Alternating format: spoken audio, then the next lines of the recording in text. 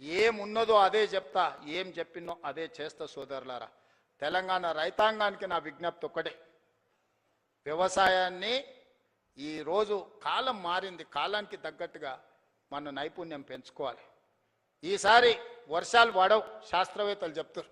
ఎలీనో వచ్చింది, నీళ్లు తక్కువ ఉంటాయి, వర్షాభావం పరిస్థితి ఉంటుంది, వర్షాల మీద నీళ్ళ మీద ఆధారపడ్డ పంటలు వేయకండి అని శాస్త్రవేత్తలు చెప్పారు.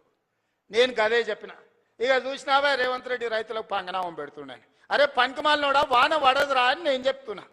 వాన పడకపోతే నీళ్లు రాకపోతే, కాలువలు వారకపోతే వరి ఎట్లా వండుతుంది? కొంత తక్కువ చేయండి, తక్కువ నీళ్లతో వండే పంటలు వండించురా అని చెప్పిన. ఇది తప్ప? బజార్లో విలువ కలిగిన పంట సన్న ఓట్లు వేస్తున్నారు.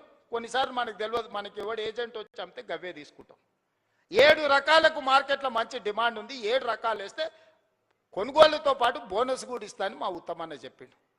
ఒక మంచి మాట రైతులతో, రైతు వేదికలలో ఆ ఇత్తనాలు పెట్టి రైతులకు అందుబాటులో తెచ్చి, మళ్ళీ ఏ ఓటి నకిలివి లేకపోతే అవోటి ఇవోటి మీకు మీ తలకు దాల్గిచ్చారు కదా అని ఇవాళ రైతు వేదికలలో విత్తనాలు తీసుకొచ్చి మీ అందరికీ అందుబాటులోకి తీసుకొచ్చినాం.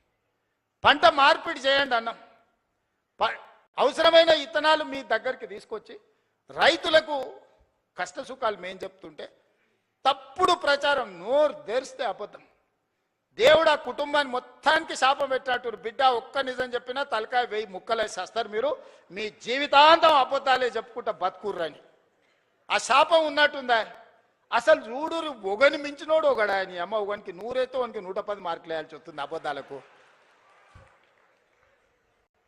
అతనికంటే గనుడు ఆచంట మళ్ళా అన్నాడు. అమ్మ ఆయనే అట్లా అనుకుంటే అంతకంటే రాటు తేలిర్రా ఈ అమ్మాయి పిల్లకు కుర్రనాయాలు ఇద్దరు. నోరు తెరితే అబద్ధాలు, బామాడుతులు అసలు ఇక పోటీ పడే అబద్ధాలు చెప్పుకుంటూ తిరుగుతారు. ఇది పరిస్థితి. అందుకే ఇవాళ వాళ్ళు ఊరూరు తిరగని, గల్లి గల్లి తిరగని, వాళ్ళు బుద్ధి మారినంత వరకు దేవుడు వాళ్ళని క్షమించడు. బుద్ధి చక్కగా ఉంటే అన్నీ చక్కగా ఉంటాయి. నోరు మంచిదైతే ఊరు మంచిది అన్నారు, అవునా? ఏమక్క, నోరు మంచిదైతే ఊరు మంచిది అన్నారు, అవునా? అత్త కోపానికి వచ్చిన కోడలు జర మెత్తగా ఉంటే ఇల్లు చక్కగా నడుస్తుంది, అవునా? మీరు అందరు ఏదైనా కోప్పడ్డా నేనేమంటానే, మా వాళ్ళే కదనే, మరి బాధ్యత ఇచ్చినప్పుడు ఓసారి కోపం అవుతుంది. ఇంటి పెద్ద మనిషి దసరా పండుగకు అందరికి బట్టలు తెచ్చినా ఈ కలర్ నాకు నచ్చలేదు అంటారు కోడలు, అత్త తెస్తే, అవునా? ఉంటాయి ఇవన్నీ సమస్యలు. గంతెందుకే మా అక్కల్ని అడగదలుచుకున్నా, బతుకమ్మ సీరియల్ యాడ్ ఉండే అక్క, వాళ్ళు ఇచ్చినాడు బతుకమ్మ సీరియల్ అయితే జొన్నసేన కాడ పిట్టలకు భయపడనికే కట్టేది. ఇవాళ మనం ఇచ్చిన ఇందిరమ్మ సీరియల్కో మా అక్క మా పెద్దమ్మ మంచిగా కట్టుకొని వచ్చి, పండుగ నాడు మా తమ్ముడు ఉన్నట్టున్నాడు అని చెప్పి మా తమ్ముని కలుగుతాని పండుగ పూట చీర పెడితే సారే అనుకుంటుంది పుట్టింటోళ్ళు పెడితే. ఇవాళ నేను పెట్టిన సీరియల్ కట్టుకొని మా అక్కలు వచ్చారు సంతోషంగా. పోయినసారి ఇప్పుడు పాలపిట్టే సీర ఇచ్చినాం, వచ్చేసారి సిల్కపచ్చ సీర ఇస్తున్నాం మా అక్కలకు మళ్ళీ తొందరలోనే. ఒక్క దాంట్లోనే వాళ్ళు దొంగతనం చేయకుండా, దోపిడీ చేయకుండా ప్రజలకు వనుకొచ్చేది ఏదైనా చేసిరా? ఏదైనా నాకు కొంత సమయం పడుతుంది. కొత్త సంసారమైనా మా అక్కలు మా తమ్ముళ్ళు ఈయనే ఉన్నారు. ఇంటోళ్ళం కాదా అని ఇల్లు ఎడిగలు పెడితే కొంత సమయం పడుతుందా అనే, స్టవ్ కొనాలన్నా, గిన్నెలు కొనాలన్నా, ఉప్పు పప్పు ఏది కొనాలన్నా కొంత సమయం పడుతుంది. ఓ పూట అవసరమైతే అన్నున్నా వండుకోనికే కష్టమవుతుంది, లేకపోతే వండితే ఒకసారి కుదరదు, ఉపాసం వండాల్సి వస్తుంది. సంసారం సర్దుకొని పోవాలి. సంసారాన్ని బజార్లో పెట్టుకుంటే మన గౌరవమే తగ్గుద్ది. అందుకే ఇవాళ అన్ని రకాలుగా ఈ 30 నెలలు కష్టపడి కొలిక్కి తెచ్చినాం. నగదు జమ కాగానే ఎంబడే మీరు అడగకుంటేనే ఈసారి రైతు భరోసా. పోయినసారి కూడా జూన్లో 9 రోజులలో 9,000 కోట్ల రూపాయలు టక్క మీ ఖాతాలు వేసినా లేదా? ఈసారి కూడా అట్లనే వేస్తా నేను. నగదు జమ చేసినా మీకోసం అన్ని జమ చేసి పెట్టినా. ఖమ్మంలో మదిరలో పెద్ద మీటింగ్, లక్షల మంది రైతులతో చేద్దామని అన్ని ఏర్పాట్లు చేసుకుంటే వానవాడి మొత్తం వేసిందంతా పోయింది.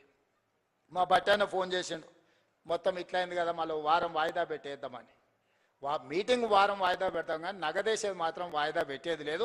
ఎంబడే శిల్పారామంలో పెట్టారు నిన్న సాయంత్రం చెప్పినా ఇవాళ పొద్దున్నే పెట్టారు. మీకు కూడా పొద్దున్నే చెప్పుంటారు, అవునా? అంతేకాదు సాయంత్రం శిల్పారామం పోవాలని ఎప్పుడు చెప్పారు మా ఈర్లపల్లి శంకర్ వీళ్ళందరూ మీకు అందరికీ.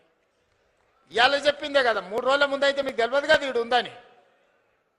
మరి ఏం జనార్దనన్న 3 రోజుల ముందు అయితే తెలియదు కదా. మరి ఇవాళ పొద్దుగాలు చెప్తే సాయంత్రానికి అంతా ఏర్పాటు చేసుకున్నాం.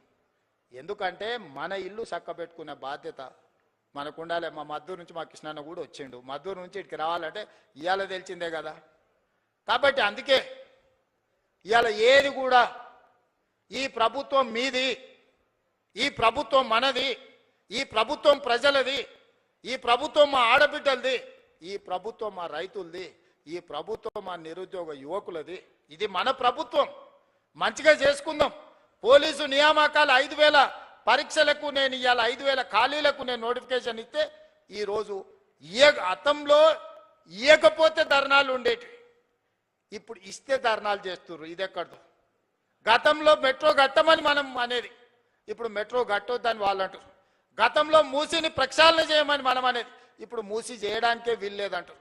గతంలో రీజనల్ రింగ్ రోడ్ కట్టండి అని వేయండి అని మనం అనేది, ఇప్పుడు వద్దంటారు.